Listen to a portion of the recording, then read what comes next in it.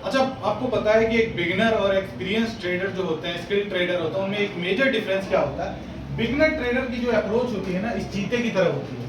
इसको ये अपना जो शिकार है वो पकड़ना है, हिरन को पकड़ना, और उसके लिए वो किसी हद तक जाने के तैयार है। वो क्या करेगा कि बार बार रिस्क लेगा, बार बार उसको पकड़ने की कोशिश करेगा। जैसे बिगिनर क्या होता है कि हर पॉइंट पे उसको पैसा बनाना है, हर छोटे से छोटे मोमेंट को पकड़ना है, स्टॉक के 1-2% के मोमेंट को पकड़ना है, इंडेक्स के 10-10, 5-5 पॉइंट के मोमेंट को पकड़ना है, और वो मल्टीपल ट्रेड करता है। दूसरी स्ट्रेटेजी अगर आप देखते हो तो दूसरी स्ट्रेटेजी है स्किल्ड इन्वेस्टर का। वो क्या करता है, जैसे क्रोकोडाइल है, जो मगरमच्छ है, वो क्या कर रहा है कि वो अपने एरिया में बैठा हुआ, उसको पता है कि हिरन पानी पीने आएगा, देन वो अटैक करेगा, तो वो अपने एरिया को नहीं छोड़ रहा है। तो स्टॉक मार्केट में भी यही सारी चीजें चलती है कि आप क्या बनना चाहते हो। अगर मार्केट में पैसा बनाना है तो डेफिनेटली आपको अपना एरिया डिसाइड करना पड़ेगा कि कहाँ बाइंग करना है, कहाँ सेल करना है। अब इस स्ट्रैटेजी को सबसे ज्यादा स्किल्ड इन्वेस्टर या प्रोफेशनल ट्रेडर वगैरह यूज करते हैं, कि उनको पता है कि यहाँ पे इंस्टीट्यूशंस के बाइंग ऑर्डर है, वहीं पे मैं बाइंग करूंगा, यहाँ इंस्टीट्यूशंस के सेलिंग ऑर्डर है, वहीं सेल करूंगा। एक एग्जांपल मैं आपको अभी यहाँ दिखाता हूँ सेम कॉन्सेप्ट पे, कि कैसे यहाँ पे इंस्टीट्यूशंस अच्छा पैसा बनाते हैं और कैसे यहाँ पे छोटे प्लेयर्स अपना पैसा लूज करते हैं। जैसे सपोज के लिए आप देखोगे कि वही अगर मैं क्रोकोडाइल वाला एग्जांपल दूं, तो ये आपका जो है वो institutions pending order, institutions buying area. तो इंस्टीट्यूशंस बाइंग एरिया है, तो अब आपके पास कुछ रूल्स रेगुलेशंस है जिसके बेसिस पे आपने ये एरिया ड्रॉ कर दिया।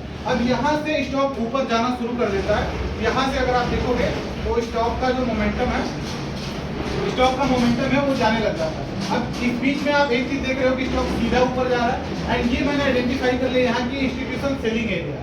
अब सेलिंग एरिया के पास भी ग्रीन कैंडल बन रहे हैं, तो जिन लोगों के पास स्ट्रैटेजी नहीं होती है, जिनको बार बार बाइंग सेलिंग की आदत होती है, वो क्या करते हैं, हर लेवल पे बाइंग सेलिंग करते हैं। अब आप देखो कि जो स्टॉक है वो सीधा नीचे नहीं आ रहा, बीच बीच में ग्रीन कैंडल भी बना रहा है। तो जो छोटे छोटे मोमेंट्स होते हैं ना, उसको जो बिगनर्स होते हैं, जो इंडिकेटर्स वगैरह को यूज करते हैं, वो उसको पकड़ने की कोशिश करते हैं। लेकिन जो बड़ा प्लेयर है, जो क्रोकोडाइल है, उसको पता है कि ये मेरा बाइंग एरिया, स्टॉक जब यहाँ आएगा तभी मैं खरीदूंगा, उससे पहले मैं इसमें हाथ नहीं लगाऊंगा। चाहे आप ऑप्शन ट्रेडिंग कर रहे हो, स्विंग ट्रेडिंग कर रहे हो, शॉर्ट टर्म इन्वेस्टमेंट कर रहे हो। अब देखोगे कि स्टॉक यहाँ पे आता है, एंड देन जैसे इंस्टीट्यूशंस बाइंग एरिया, क्योंकि यहाँ पे बड़े प्लेयर्स अपना ऑर्डर लगा के बैठे हैं, एंड देन इसके बाद स्टॉक यहाँ से ऊपर जाना शुरू कर लेता है। यहाँ पे वो इंस्टीट्यूशन सेलिंग एरिया मार्क कर चुका है, मतलब वो यहाँ बाई करेगा और यहाँ सेल करके निकल जाएगा। तो यहाँ पे अगर आप देखोगे तो यहीं से स्टॉक ने वापस रिजेक्शन लेना शुरू कर दिया है, और एग्जैक्टली स्टॉक वहीं कहीं घूम रहा है। तो ये डिफरेंस होता है कि कैसे आप मार्केट को ट्रेड करते हो। अगर आपको मार्केट में प्रॉफिटेबल बनना है तो डेफिनेटली आपको आज के समय में जो सबसे परफेक्ट स्ट्रेटेजी है,